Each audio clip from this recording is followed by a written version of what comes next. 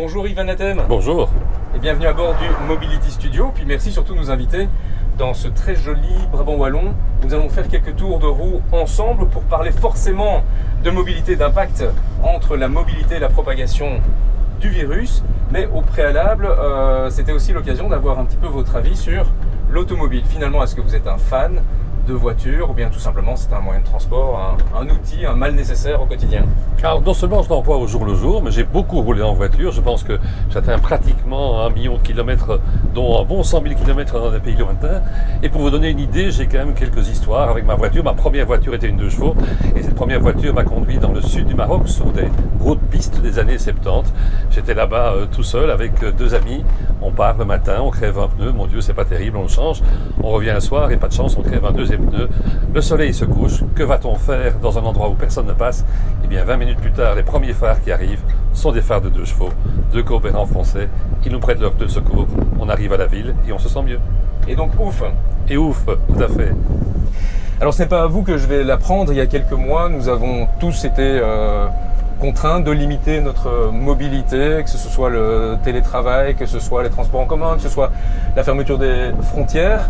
Est-ce que vous avez vécu cela également de la même manière, ce confinement? Alors je pense que là je suis vraiment un total paradoxe puisque à ce moment-là j'avais de multiples interviews à faire sur différentes télévisions.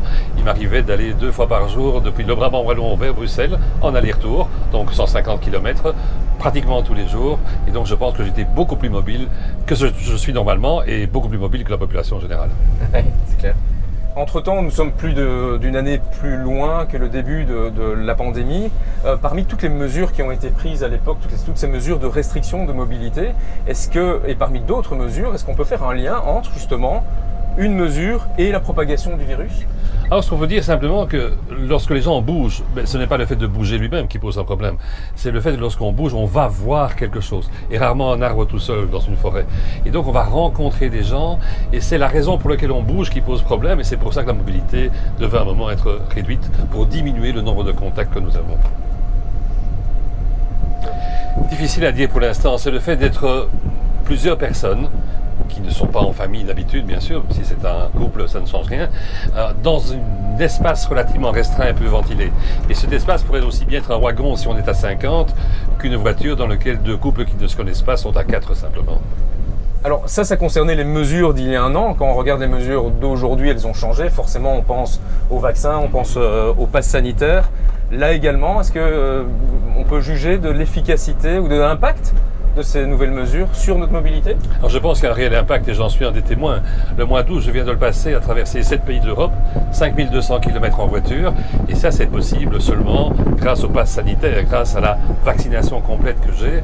J'aurais jamais pu faire ce genre de voyage-là en me faisant frotter le nez et en étant en isolement pendant le nombre de jours nécessaires.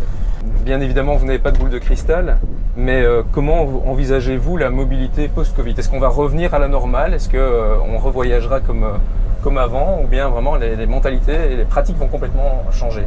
Alors je ne pense pas. Je suis intimement persuadé que d'ici 6 mois, 1 an, je ne sais pas très bien, mais pas dans 10 ans, on va retrouver nos anciennes habitudes, les bonnes et les mauvaises aussi, bien sûr, parce que à ce moment-là, nous allons vivre avec le virus, et vivre avec le virus de manière telle qu'on n'aura pas de raison de changer par rapport à ce qui était la manière la plus adéquate de fonctionner. D'autres raisons nous font peut-être changer, c'est l'écologie entre autres, et ça c'est un point important dans le futur. Mais grand merci Monsieur Van Natem pour ce petit tour aussi, pour vos éclaircissements sur la mobilité post-Covid. Eh bien merci à vous de m'avoir promené par ce beau temps dans ce drôle d'engin à travers les petites routes du Brabant Wallon.